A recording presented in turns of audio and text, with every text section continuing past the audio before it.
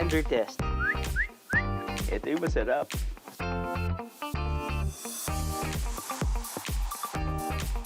Tamang balanse sa lahat ng bagay ang sikreto ng masarap na putahe.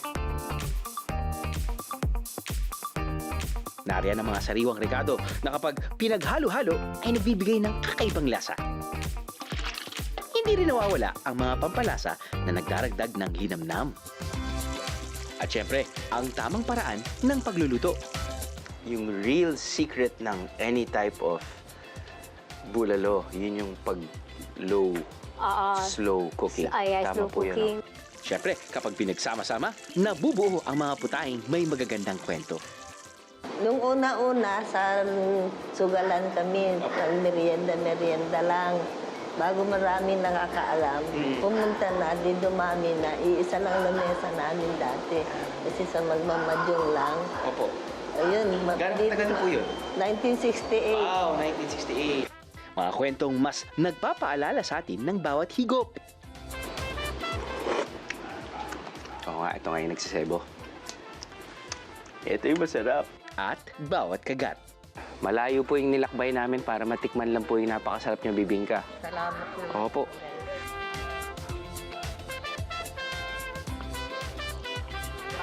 Hindi ba mas sumasarap ang pagkain kapag nalalaman natin ang mga kwento na bumuo rito? Aba kung ganun lamang, sigurado akong mabubusog kayo sa paglilibot natin sa probinsya ng Batangas.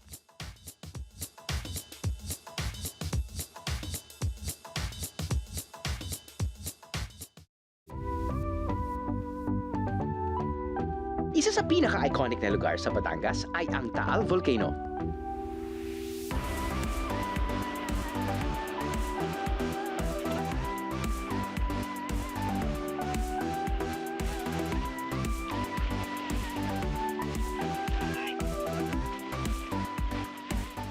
Basta mga biyera. Kita niyo yan? That is the famous Tagaytay Ridge. Usually, and most often than not, baliktad yung nakikita natin. From the Tagaytay Ridge, nakikita natin tong Taal Volcano.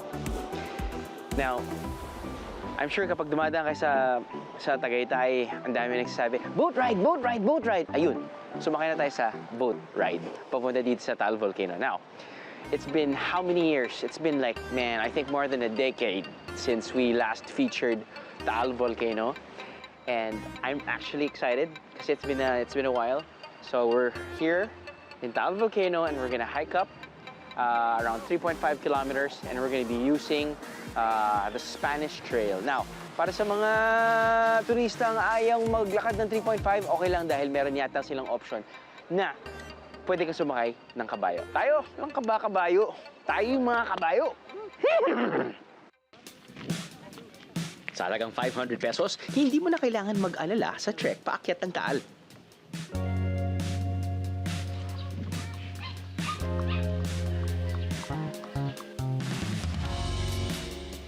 Dahil physically fit kami, kahit maabutan pa ng ulan, tuloy ang lakad paakyat.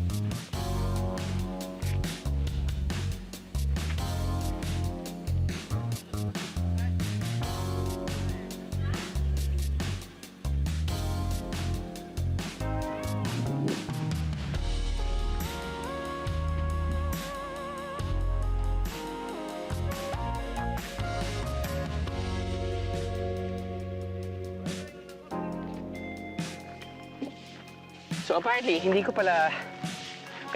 ko naalala yung trek paakyat.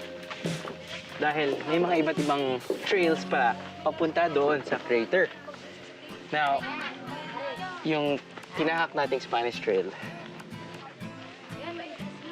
hindi yun yung final destination sa baba. Actually, ibang town yata, ibang municipality pa yata yung starting point, no? But ito, yung pupuntahan natin ay picturesque view. But more importantly, papakita namin sa inyo yung tinatawag nilang red lava. Bakit red lava? Well, I'm guessing because this is a volcano and lava, if it's very, very hot, its color red. Matatanaw mula dito ang Volcano Island. Isa ito sa mga dahilan kung bakit kilala ang Taal Volcano. It has an island within a lake.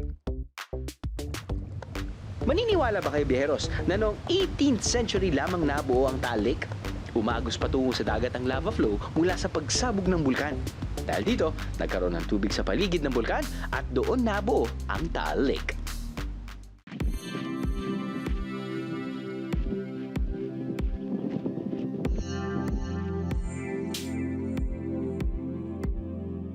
Alright, this is a beautiful view. Mainit-init pa. Buti na lang dahil inulan kami ngayon.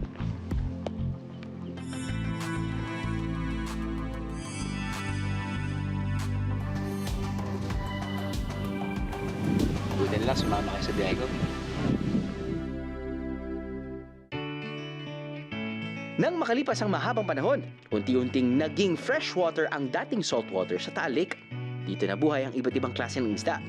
Ito ay mahahalo natin sa biyaya ng lupa at saka ng tubig. Kasi nung araw, ang mga unang settlements dito sa Batangas, nagsettle yan around the lakeshore areas of Taal, o yung lawa ng Taal, at sa may mga baybayin ng karagatan. Isa sa mga istang dito lang matatagpuan ay ang maliputo. Okay, kuya. Mali po to. Yes, sir. Na balita ko ay seasonal fish. Yes, yes po. Usually Dito lang po siya nahuhuli sa lawa natin. sa lawa. Bakit seasonal yung maliputo? Kasi po, Pati tuwing summer, tama? tuwing summer lang po siya tapos yung ano natin, wala po siyang mga, hindi po siya naalagaan dito. Tapos dito lang siya nahuhuli sa ano natin, tuwing summer lang. Pero ano yan? Hindi yan binigyan ng ng feeds. Hindi po, lang. kusa po siya, ano po yan. Okay. So, natikman ko na rin yung maliputo, pero nakalimutan ko na yung lasa eh. Alam ko, lasang isda yata siya. Apo. Sa totoo lang, dahil sa dami ng variety at saka sa klase ng kasariwaan ng pagkain, hindi mo na kailangang lagyan ng napakadaming panlasa o palamuti. Yung mismong character o yung lasa ng mismong sariwang pagkain is already enough para matuwa ka sa kinakain mo. Yun ang essential, sabihin na nating spirit ng pagkain Batangas. Kung ano yung sariwa, kung ano yung in-season, kung ano yung mura.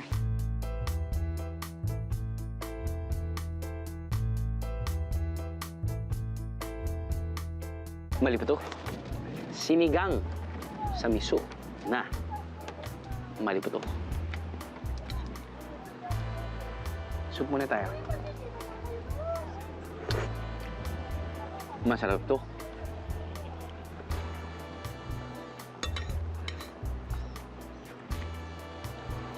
Panalo to.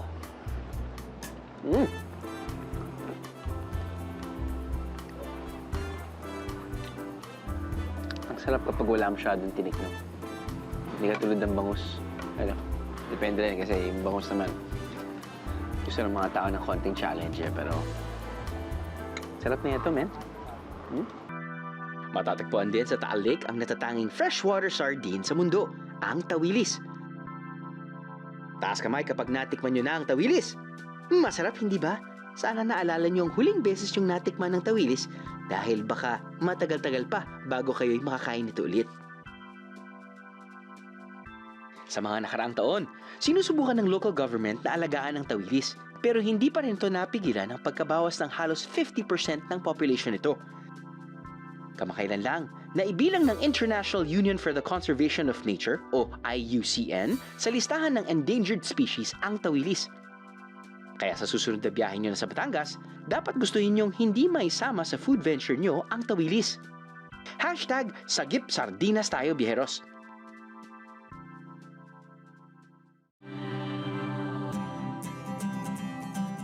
Ano nga ba ang pagkain Batanggenyo? Pag pinag-usapan natin yung pang-araw-araw na pagkain ng mga taga-Batangas, actually napakasimple ng pagkain at napakasariwa.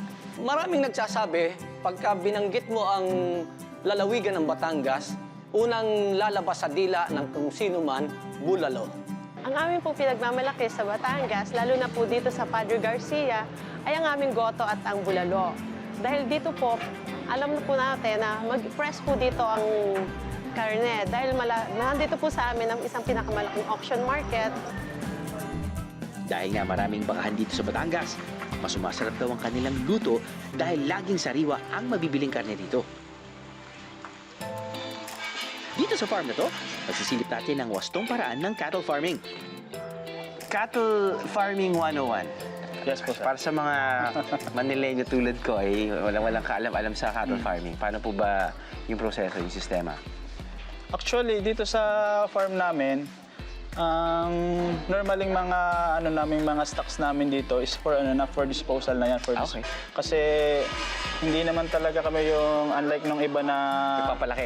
nagpapatining. Although may mga gusto din namin makatulong sa community, may mga chances na may mga ilang gustong mag-alaga, binibigyan namin sila ng ng aalagaan. Parang starter kit. Yes. Parang ganun. Eventually, kapag napalaki nila, then ready na for parang pagbili. Okay. Ayan, di yung usapan namin dun is hatihan sa tubo. Ayun. Ganun, lahat ng Tama naman. capital, yung expenses, nakalista siya, then yung magiging markup niya, hati kami mayayari dun sa mga source namin, galing din lang sa auction sa Padre Garcia, livestock auction din. Yung mga magdadala po from other provinces like Masbate, yan, sa Pangasinan. Yan, may chance kami na makabili sa kanila. Then may kinukondisyon namin dito. So yung mga baka nyo ay hindi galing Batangas lang? Hindi po Kasi galing parating Batangas. iniisip ko ng mga tao, pati katulad ko, kapag pagdating sa Batangas, maraming baka. Yan. Kasi yun din lang siguro nagiging misconception ng iba. Yan kasi advantage ng Batangas, ng Padre Garcia, ng taon ng Padre Garcia. Kasi nga yung Padre Garcia, siya yung largest livestock capital trading ng Pilipinas. Okay. Kaya parang ang daming baka talaga. Kaya talaga. Kaya maraming bulaluhan din. Bukod sa mga baka, meron na rin silang mga inaalagang kalabaw. Magkano nyo binibili itong mga to? Ay, Kada kilo? yan, wala po yung Okay. Kaya kumbaga kaya yung kagandahan din sa sa cattle farming. Kung meron kayong mga contacts na halimbawa, tulad po na sa amin, pagka may mga harvest ang mais, ang tubo, Tapon na yun. sasabay lang kami sa kanila. Di kapag mauungupay kami, may mapakain kami sa hayop. Tama. Ano yung mga parte ng baka na usually hindi ginagamit? Alam niyo po ba yung sagot Sa ano ko po, sa by experience po, lahat naman ng lahat ng parts ng baka is nagagamit. After kung i-slaughter yan, normal yan, tapon lang talaga dyan. Balat kasi kinakalusan. Pero yung mga sungay, pero ang Pati yung balat nga, di ba ginagamit pa yan? Ginagamit din, ginagawa. So walang tapon? Walang tapon, wala po actually tapon.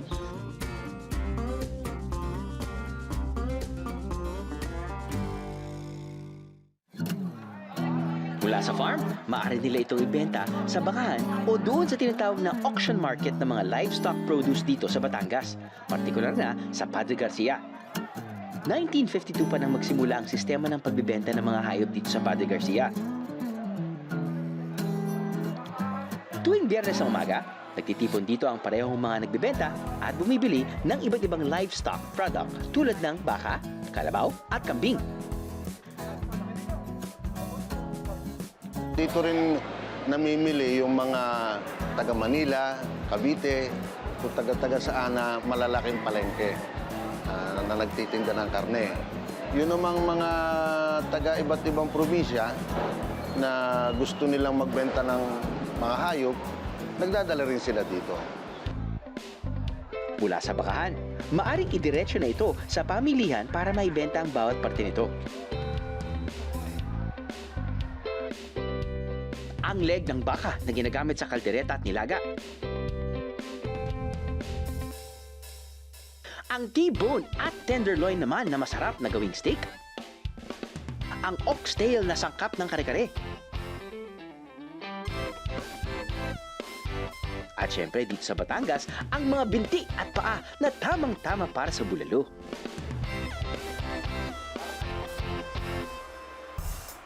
It's time to go loco for bulalo. Ayun. Tapos, una natin ilalagay asin. Asin, Yan. okay. Tapos, paminta. Okay. Yan. And then, Kapakapalang talaga, no? bawang. Bawang. Oh, kasi estimate ko na yung dami nila. Tapos bawang. Ilang years yun na pong ginagawa to? Oo. I mean, are you the second, third generation? Second generation. Second generation na po, no? Tapos yung sibuyas, half lang siya. Yan, okay na yan. So, yan lang yung ingredients ng bulalo. Mhm. Tapos, antayin na lang natin mga 5 minutes. So, okay na siyang isabaw. Yung real secret ng any type of bulalo, yun yung pag-slow cooking. Yeah, slow po cooking. 3 to 4 hours. 3 to 4 hours. Yeah. Okay, okay. Meron po bang ano? Kasi di ba parang, alam ko pag sa Tagaytay ka, daming mga bululuhan. Kapag dito naman sa this side of Batangas, is there a different way of cooking bulalo? Or pretty much the same? May pinagkaiba ba tungkol sa meat, pagkaluto? Ano sa tingin niyo? So, I think yung sa amin, kasi may sikreto kasi yung mother ko sa bulalo. Yung sabaw niya talaga, hugas bigas. So, Hugas bigas? Yeah, hugas bigas. Which is hindi ko alam kung yung iba, yun din ang ginagawa. Okay, Yeah. okay. And then, syempre, yung sabaw talaga niya, Right. kailangan igang-iga para yung broth niya talagang nandun yung taste ng Yung sarap. baka. Oh, Oo, wow. yun. Okay.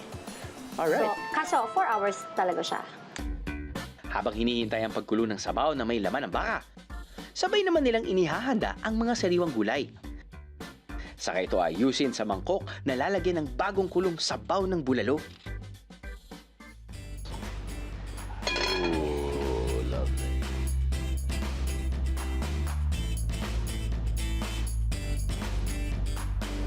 At yung sabaw.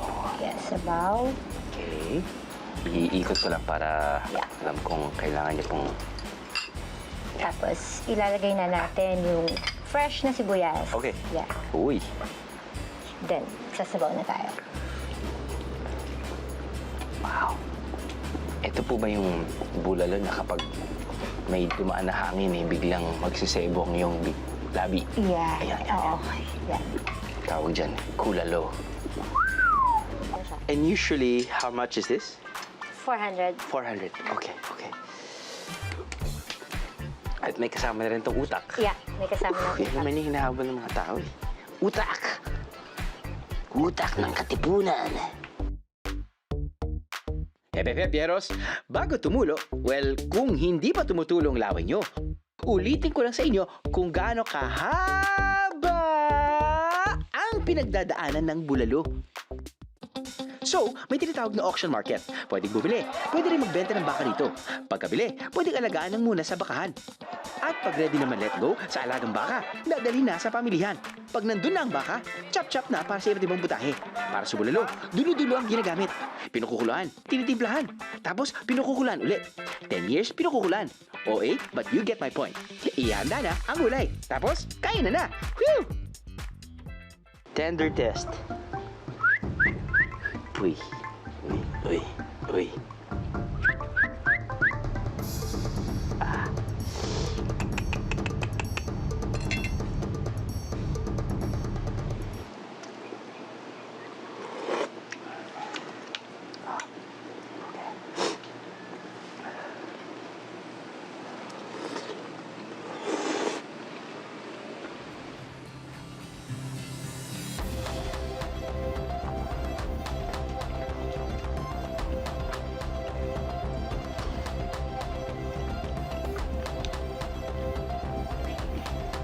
Sobrang the best. Oo nga, ito nga yung nagsisebo. Ito yung masarap. Pasensya na, one dip. The best. Ang lambot ng beef. Halatang halata naman. Nag-tender test tayo. Yung soup, sa ibabaw ko yung nakuha yung first, kaya sebo yung nakuha ko. Pero if you mix it a bit, get the soup from down under, doon mo nalalasahan yung broth, tapos yung konting alat. Siyempre, ako usually kapag kumakain ako ng bulalo, maglalagay din ako ng sili. Asawa ko parating may patis. Pero ako, okay na sa akin yung ganyang lasa. Actually, more than okay. But the beef, though, is just, wow. Look at this. So tanda. You know, hindi mo na kailangan to eh. Yan yung hinahanap natin talaga pag beef eh. Oh, see? You know. Yeah.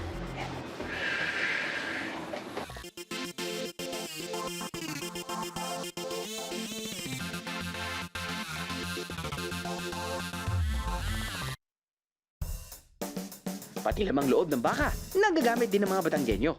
Wala talagang tapon, biyeros. Ang gotong Batangas, kukumpara natin sa goto sa Maynila, ay iba. Wala itong kanin. Hindi siya lugaw.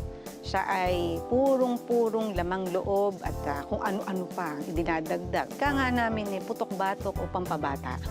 Ibig sabihin, hindi ka naaabutin ng pagtanda pag inaraw-araw mo ang goto. Dahil wala ngang itinatapon yung mga lamang loob, dyan inianak ang gotong Batangas. Ang gotohan na to ang isa sa pinakamatagal ng naghahain ng gotong Batangas. Halos 40 years nang magugoto ang may-ari nitong si Nanay Tessie. Siyempre, medyo ibang-iba yung lasa niya doon sa bulalo. Nakakatikman lang natin, no? But, I guess, ito kasi parang halo-halo na eh. Lalo na kapag, usually naman mga Pilipino, di ba, mahilig sila sa laman loob. Then again, ako na naman po ay kasama sa 0.001% na hindi pa masyadong na-appreciate yung laman loob. Parang kasi I stick to the basics, just meat. You know, but I appreciate yung halo-halo na sila and the taste it gives coming from the soup. More importantly, beef, tender. Pero sa sobrang tender ng beef, wala akong nakukuhang tinga. Hindi ko alam kung may connection ba yan? Kasi kapag medyo chewing meat, ito parang ito, ganun. Nagme-melt. Food coma dahil sa food venture nyo sa Batangas? No worries, I got you covered, biyeros. Isinunod sa taon ng kapanganakan ng kanilang ama ang pangalan ng hotel na to bilang pag-alala sa kanya. Pagdating namin dito, may isang grand staircase sa salubong sa iyo. Old wood, apparently, made from old wood. This used to be like a warehouse before, apparently. But yeah, they used that old wood and then they turned it into a grand staircase, which is so beautiful. Hype yung design ng hotel, I have to say. It's just like off the charts. Pasok tayo dito. You got your sofa, good comfortable sheets. The pillow, sorry, I'm very meticulous about the pillow. Saktong tigas, saktong lambot. Ayun, 8 hours of sleep. No problem. Ang highlight nito ay design. Off the charts. Panalo. Parang ayoko nang malis. Pretty good. Kasama sa menu ng kanilang restaurant ang mga pagkain may Batangas twist. Tulad na lang ito.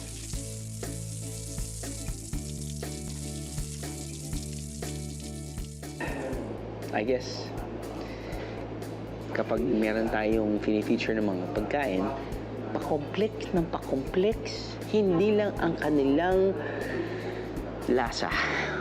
Hindi ang kanilang pangalan. Beef ribs to be exact. Pero hindi siya kanin. Risotto siya. Hindi lang siya any type of risotto. Chorizo risotto siya. Now, maubusan tayo ng oras kapag sasabihin ko sa inyo yung mahabang pangalan niya. Ang importante naman ay kung ano ang lasa niya. Sige na nga, ang pangalan kasi ng dish na to ay Tomato Chorizo Risotto with kapeng barako and tablea chocolate glazed short ribs. Hang haba, di ba? Chorizo risotto, yung muna yung tirahin na muna natin.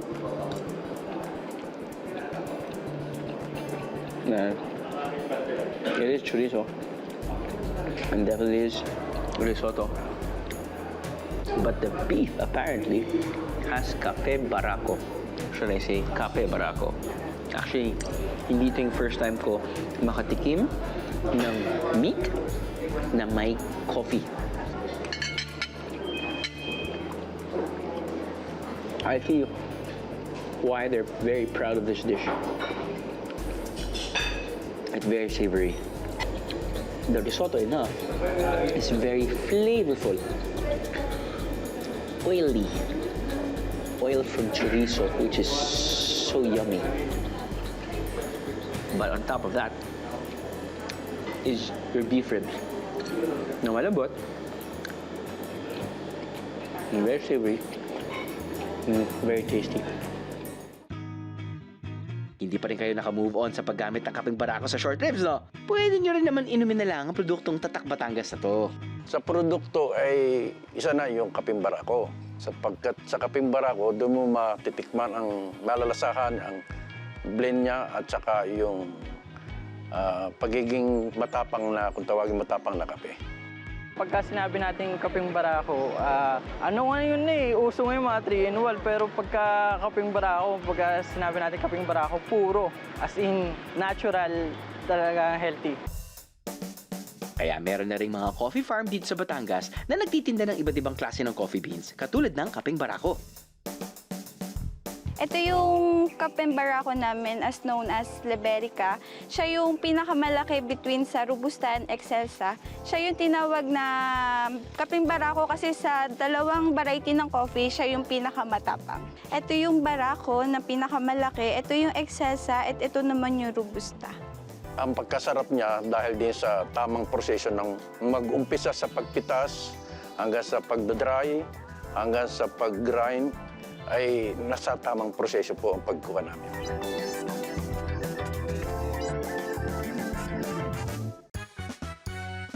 Nagmumula naman mula sa bayan ng Balayan ang isa pang Tatak Batangas na produkto. Gawa mula sa mga isdang hindi nabenta ang kanilang bagoong. Yan. Ayun. Pagkakuha ng pagbabagoong niya, adon baba dalawang banyera. Ang asinon sa banyera lang. Hindi pwede matabang.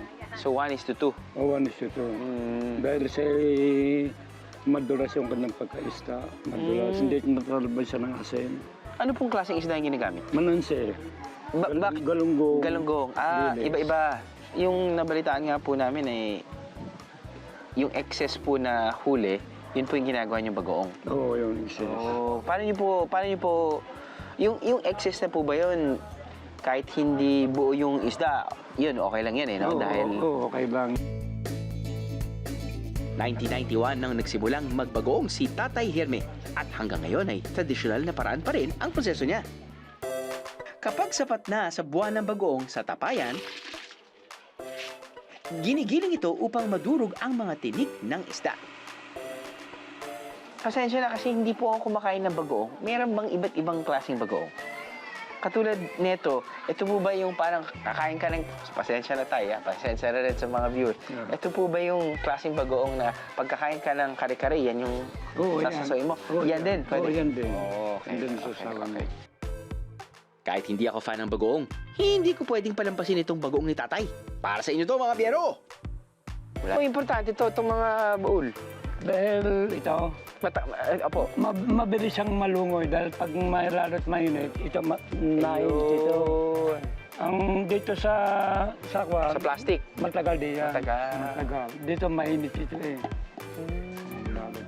So, mas mabilis. Mas mabilis dito. So, yan, ito na po yun. Oo, yan ang aming ginigiling. Ayan. So, ito, pwede kong ganinin lang, Oo, tay. pero siya may tinik siya. At hindi ako makain ng bagoong, at Kung tay, kaya ka kumain, I trust you, tay, kasi nakikita ko sa itsura mo na parang iba yung craft mo sa paggawa ng bagoong. Tingnan na. Mukhang masarap ka. Dito sa pino yun. Dito sa pino yun. Ha? Dito sa pino yun. Ito. Yan. Yan. Ito. Ngayon kanya. Meron. Tumahimik ka nga dyan, segment producer. Yan, ha?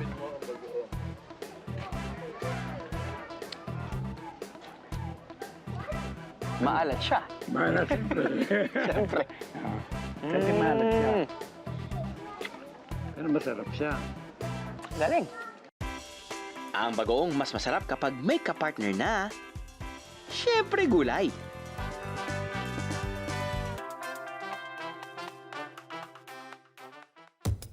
Ako rin siguro yung kasama sa 0.001% ng Filipino population na hindi kumakain ng bagoong. That's why pinagtatawanan niyo siguro ako kapag pinag-uusapan ko ang bagoong na wala akong kaalam-alam.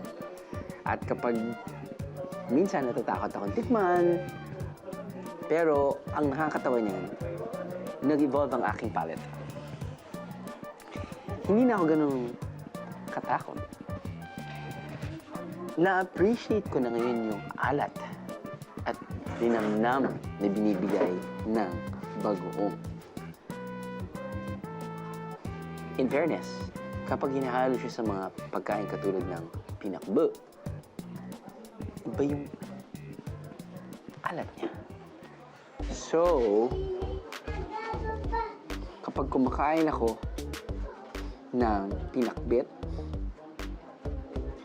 lalo kong na-appreciate talaga yung ginagawa ng mga tao pagdating sa bagoong.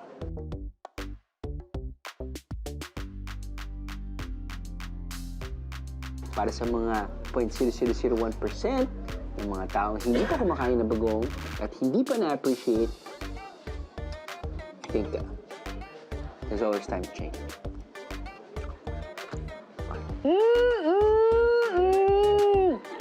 See? Mature palate. Kung sa Balayan ay bagoong ang pinagmamalaki nilang pampalasa, sa Taal naman ay may putahing ginagamitan ng ibang uri ng suka at luyang dilaw.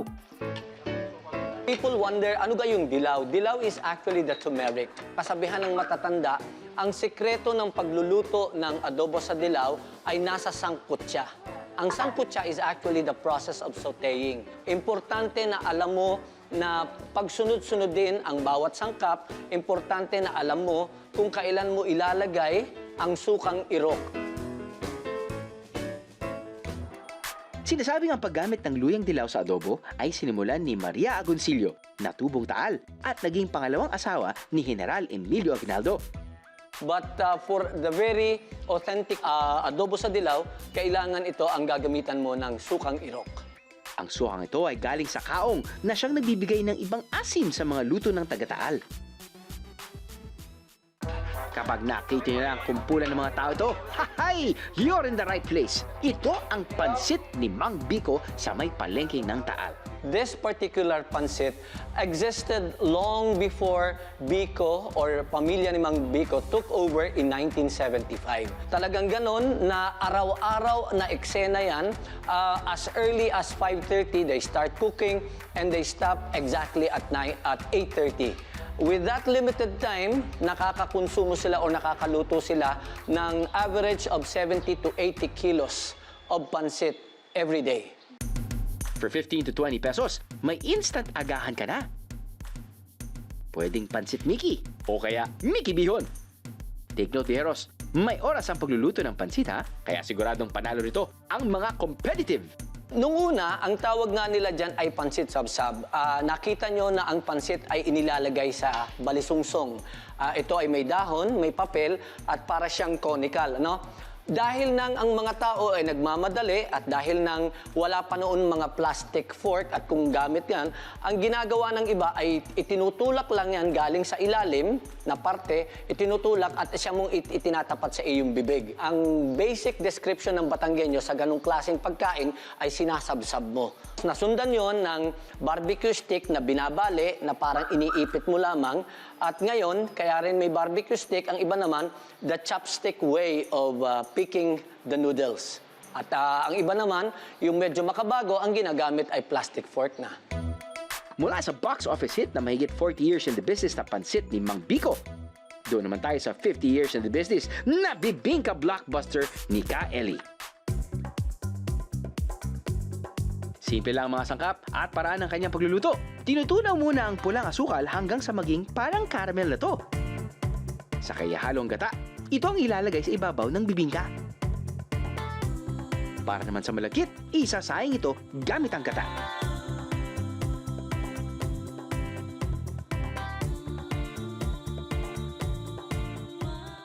Nay, magandang umaga po. Gandang umaga na. Naku balita namin talagang yung bibingka nyo ay isa sa mga the best dito sa planeta. Magaling naman po kayo. Oo po. So, ganito po yung paraan na ng niluluto nyo. Okay, okay.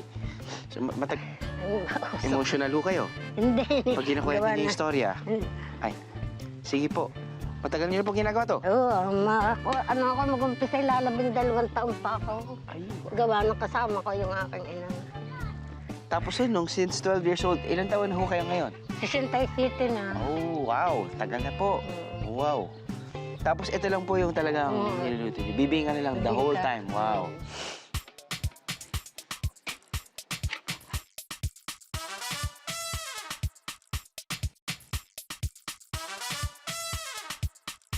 Malayo po yung nilakbay namin para matikman lang po yung napakasarap niyong bibingka. Salamat naman. Opo.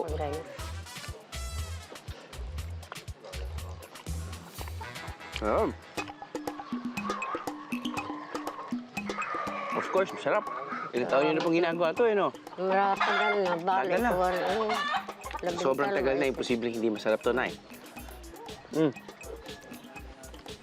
So itong klaseng bibingka, kinakain niyo tuwing kailan? Araw-araw. Araw-araw gawa ng tinitinda ang iba sa palengke, sa lipa. Pero pagka may na-order din, nagagawa ako. Bukod sa mga matagal nang nakasanayan pagdating sa lutong Batangas, isa rin ang paghahabi sa mga tradisyong pinananatili hanggang ngayon. Dito sa bayan ng Ibaan ay makikita pa rin naghahabi ang grupo ng mga kababaihang ito. Kilala ang mga nanay weavers ng Ibaan sa paghahabi ng mga kumot at iba pang maaring paggamitan ng makukulay na telang ito. Bukod sa pandagdag kita, itinutuloy din nilang sining ang paghahabi.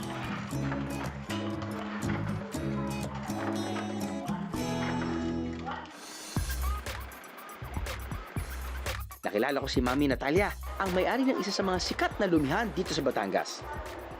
So, Nay, paano po nagsimula yung negosyo niyo sa lumihan? Nung una-una, sa sugalan kami, Apo. sa merienda lang. Bago marami nakakaalam, pumunta na, di dumami na, iisa lang naman sa namin dati. Kasi sa magmamadyong lang. Opo. Yun, Gano'ng katagal na po yun? 1968. Wow, 1968. Bali, 50 years na kami noong isang taon. Wow. 2018, 50 years na kami. Congratulations po. At balita po namin, mulat sa pool, kayo mismo gumagawa ng sarili niyong noodles. Lahat, pati yung Ricardo namin, mga molobol, nakikiam kami na yun. Oh. Eh, paano niyo po ba natutunan gumawa ng lumihan? Yung asawa ko, Opo. sa China galing. Yung nagagawa rin sa China, sadya ganyan. Ganyan din. Hindi siya na nag-ano dito. Okay. So, ito po, parang yung paraan nyo ng paggawa ng noodles, parang medyo, ano to, traditional po ba ito? Ano po yung... Hindi, sadya yun, iniipit sa kahoy para masarap, para makunat.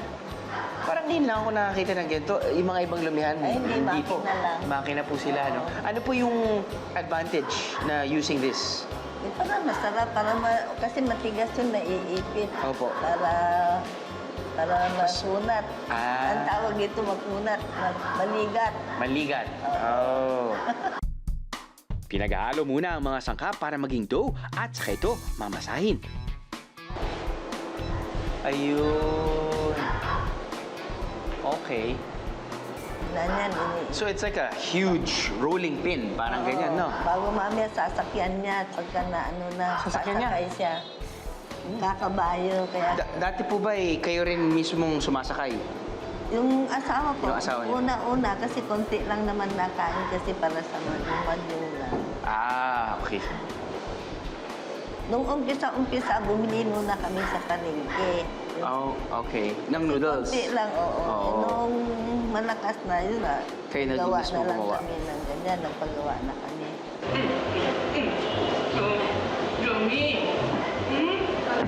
Okay. Tapos na. Ikutin na. Ang bigat pala nito! Wow! Tapos, dito naman sa kabila.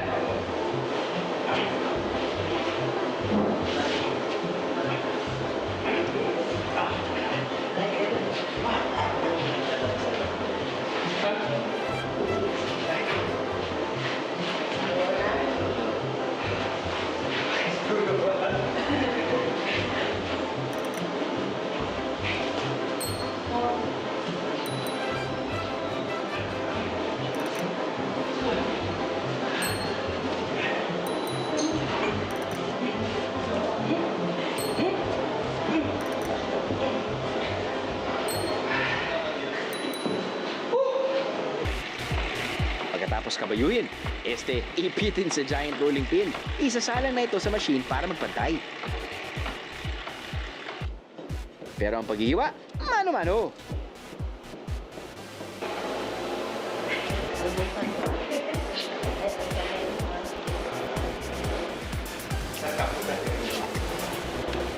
Oh, lalaki. Pag XL po yung... Tingnan mo. Mas maliit pa po. Malaki pa rin. Yan, yan. Ito yung kapag XL po yung order nila, no? Opo. Opo, yun. Yes. Pigilit na lang. Opo. Yes.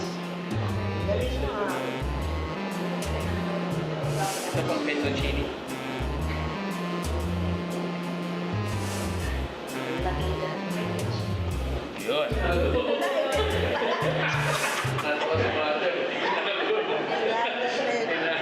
Sensya na, Para sa final stage ng paggawa ng noodles, ilalagay na ang mga nahiwa sa tubig na may mantika. After a few minutes, pwede na itong gamitin sa pagluluto ng Loming Batangas. Ito po, ma'am. Ipipiga. Dito po.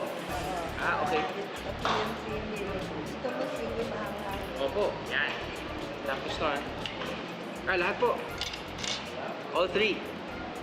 Ano dito lang ang banan. Okay. Bigyan mo toyo. Hanggang mo tayo.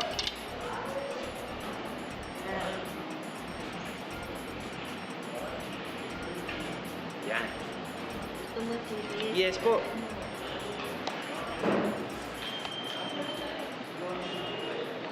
Haluin po. Nakainin ko po. Huwag mo kayo magalit.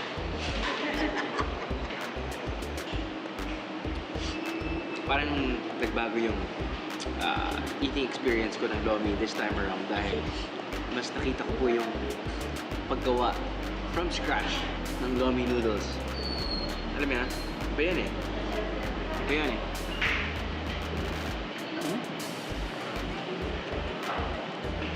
And apparently, sabi ni Lola, Yan kikyam. homemade din yung kikyam. Ito, masarap kayo. Yun. Masarap nga po yung kikyam.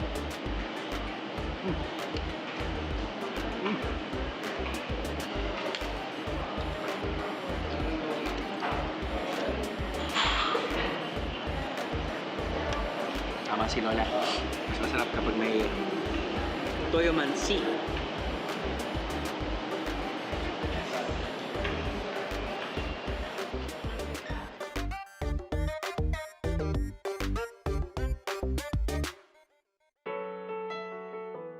Hindi pala sikretong sangkap o pampalasa ang nagpapabalik sa akin sa Batangas, kundi sa bawat higop